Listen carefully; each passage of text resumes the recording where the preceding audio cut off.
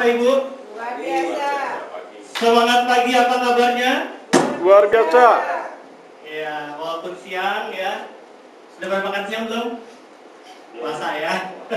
Oke, Bapak Ibu, selamat datang di acara Health Talk hari ini. Dan seperti biasa, di minggu terakhir di hari Jumat pukul 2 siang sampai selesai, kita akan mengadakan Health Talk ya, yang akan dipandu langsung oleh narasumber kita, yaitu Profesor Antonius Kurniawan. Dan beliau adalah guru besar dari Patologi Anatomi Fakultas Kedokteran Universitas Indonesia. Nah, kebetulan beliau sudah hadir dengan tangan kita. Beri tepuk tangan yang meriah dulu Bapak Ibu. Dan kali ini topiknya cukup berbobot ya, cukup menarik, manfaat riset pada peradangan dan penyakit kronis. Dan semoga Bapak Ibu nantinya akan mendapatkan manfaat yang berguna bagi health talk ini, ya, bagi kesehatan Bapak Ibu juga bagi kesehatan orang-orang yang Bapak Ibu kasihi. Untuk itu, tanpa memperpanjang waktu, saya langsung berikan kepada Profesor Kurniawan dan beri sekali lagi tepuk tangan yang sangat meriah untuk Profesor Kurniawan. Baik, terima kasih atas introduksinya. Seperti biasa, tiap bulan sekali kita bertemu. Sebagian wajah-wajah yang lama, sebagian lagi mungkin yang baru. Semua yang akan saya sampaikan dan sudah dan sedang dan akan nanti adalah hal-hal yang merupakan pendidikan pendidikan kesehatan bagi kita semua yang kemudian dapat dikaitkan dengan produk yang sedang Bapak Ibu jalankan sekarang sebagai suatu bisnis. Jadi aspek ilmiahnya yang saya akan kemukakan supaya dalam menjelaskan kepada member baru maupun yang lama, maka Bapak Ibu akan mempunyai dasar yang lebih kuat untuk menjelaskannya secara kesehatan. Ini semua bukan hanya omong-omongan dari produsen, tetapi memang mempunyai scientific base ya. Nah, jadi tiap bulan kita memilih bermacam-macam topik ya, yang semuanya akan mencakup apa saja yang bisa mengenai kita sebagai manusia, baik muda maupun tua. Nah, hari ini seperti disebut tadi adalah manfaat riset pada peradangan dan penyakit kronis. Ya.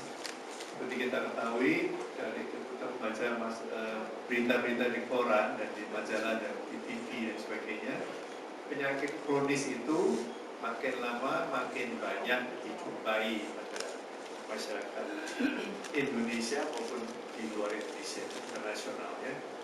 Jadi penyakit yang kronis artinya penyakit yang muncul mula-mula tidak terlalu parah, tapi tidak sembuh-sembuh, tapi lama-lama ujung-ujungnya tentu menjadi parah juga. Ya.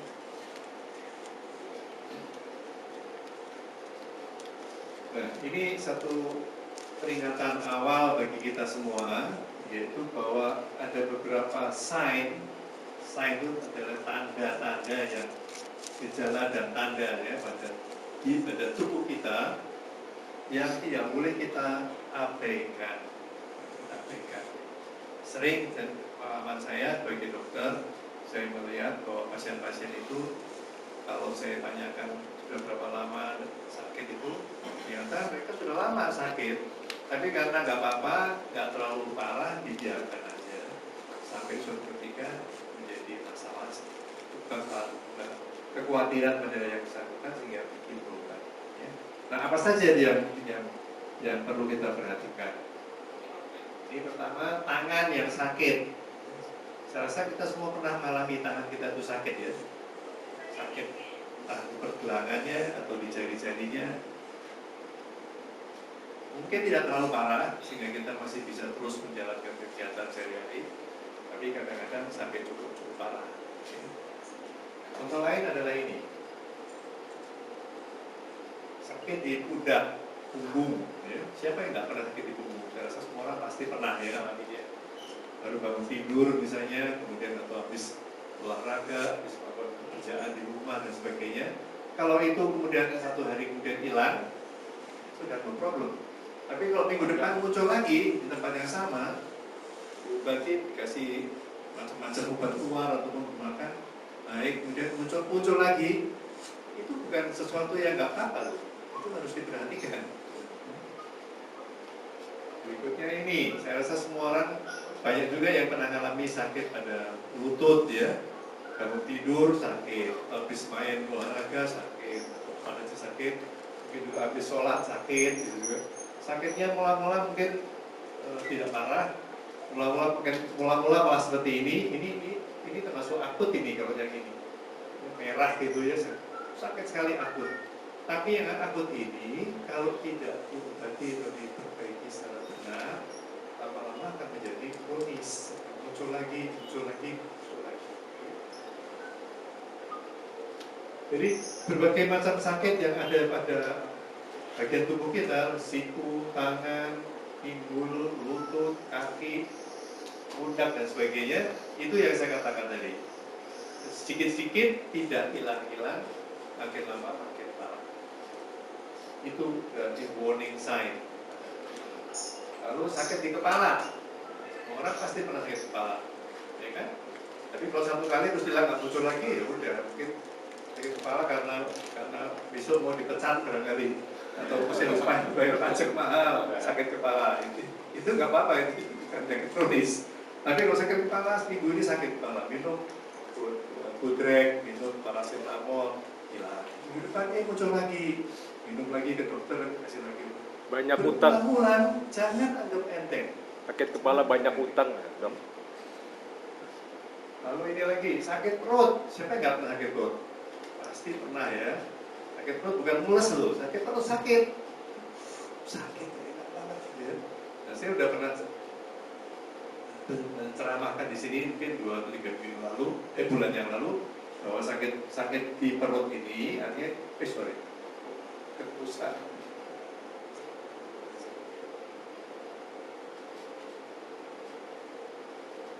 Sakit di perut ini artinya sakitnya itu tidak khusus ya, tidak khusus kecil maupun khusus besar.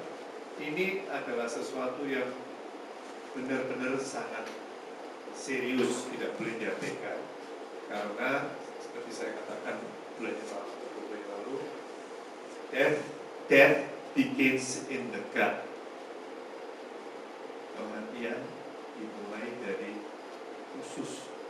Ini suatu kenyataan yang sangat keras ya, tapi memang demikian.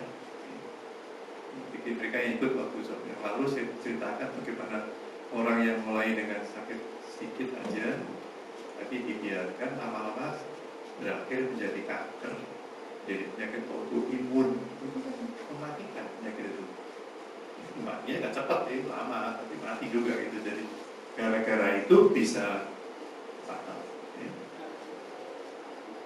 Lalu ini orang yang perutnya seperti hamil ini, tapi laki jadi hamil pasti. Ini karena mempunyai lemak yang sangat banyak, ini diperbesar ya. Satu sel lemak itu gedenya seperti ini, bulat gitu ya, isinya fat globule. Dari sel lemak ini kemudian lepas sel-sel kecil, atau bukan sel ya, partikel-partikel kecil, ini yang menimbulkan peradangan, akhirnya menimbulkan sel-sel lemak baru, menimbul lagi. Jadi mereka yang overweight, kelebihan berat badan, terutama penimbunan lemak di perut, laki maupun perempuan, nanti lebih banyak sekali ya. Ini jangan dianggap enteng. Malah zaman dulu dibilang kalau perutnya gede itu artinya makmur gitu kan. Anggapan dulu gitu. Memang orang gede-gede yang udah ada umur, banyak duit, perutnya gede-gede. Tapi coba lihat umurnya berapa. Nggak sampai 100, nggak sampai 80. Macam-macam akan mengalami kesulitan. Karena banyak duit, ya pergi ke rumah sakit. Terus duitnya yang banyak itu mulai dikeluarkan untuk membayar kembali kesehatannya. Ya. Jadi kalau masih muda, jangan perutnya gede. Nah, jadi itu semua adalah chronic inflammation, inflamasi kronis. Inflamasi kronis artinya badan kita ini seakan-akan hidup dalam suasana bara api yang tidak menyala, tetapi ada baranya terus-terus. Dan ini tentu bisa mengenai berbagai macam organ. Nanti kita lihat ya.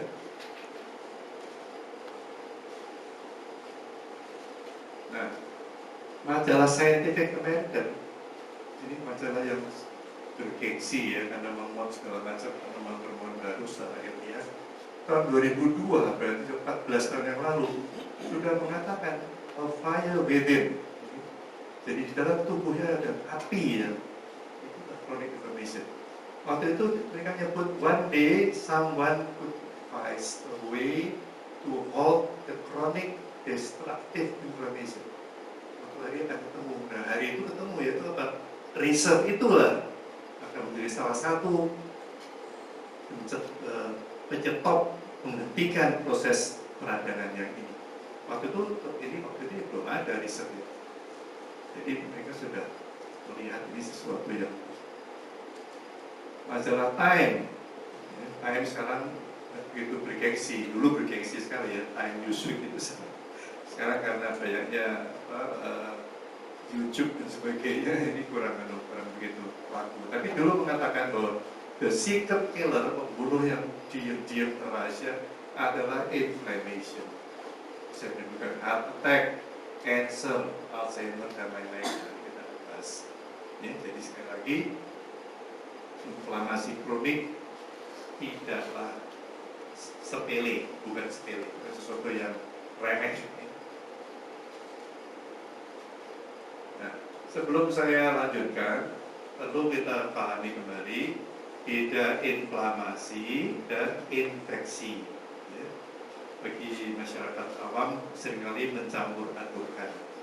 Ya. Kalau infeksi itu artinya penyakit itu disebabkan sesuatu jasad kronik, gitu, mikroba yang masuk dalam tubuh kita. Jadi kuman atau virus atau parasit itu infeksi. Ya.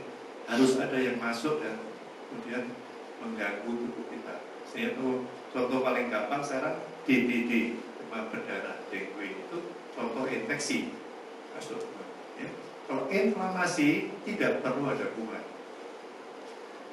Inflamasi bisa juga karena kuman kemudian mengalami inflamasi bisa, tapi nggak perlu kuman bisa timbul inflamasi.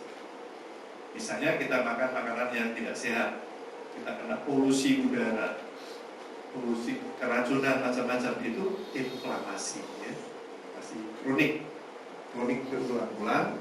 Nah inilah beberapa contoh apa yang dapat timbul gara-gara inflamasi kronik.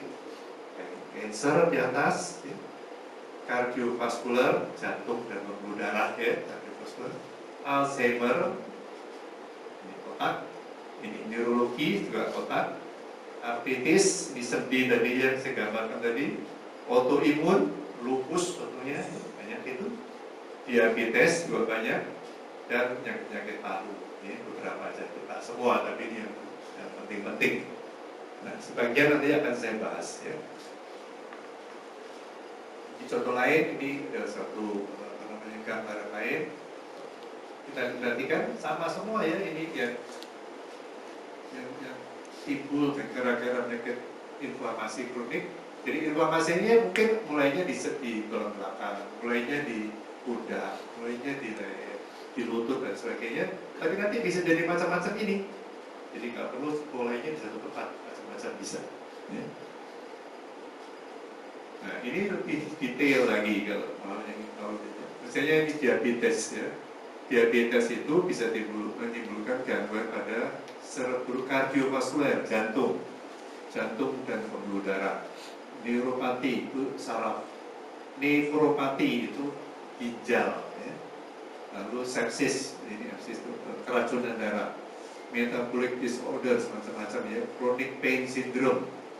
Ada orang yang sakit terus-terusan dikasih macam-macam obat nggak bisa hilang. Ada fibromialgia ya. Ini salah satu dulu saya tahu ada seorang juara tenis perempuan dari Belgia. Dia waktu itu nggak ada yang bisa ngalahin dia deh. Siapa namanya? Saya kira tahun 90-an masih ya. Betul-betul top benar itu. Kalau ketika dia berhenti ikut pertandingan internasional atau profesional, ternyata dia kena fibromialgia. Begitu main sedikit, sakit semua sehingga tidak bisa main lagi. Kamu ini cancer macam-macam, mental health bisa tuh, gangguan mental pun bisa timbul karena peradangan kronik. Kardiovaskular kita tahu ada stroke, saya bicara tentang stroke 2 bulan yang lalu, jantung, kemudian semacam jantung ya, neurologi, Alzheimer nanti kita akan bicarakan, demensia itu bentuk yang masih ringan, Alzheimer yang sudah sangat berat ya. Jadi kita lihat bahwa begitu banyak kelainan atau penyakit kronis yang timbul pada umat manusia. Jadi yang dimulai dari inflamasi kronik, yang tadinya sepele-sepele lama-lama menjadi serius. Oke, nah jawabannya tadi saya katakan adalah reserve. Reserve memberi jawaban terhadap macam-macam masalah ini.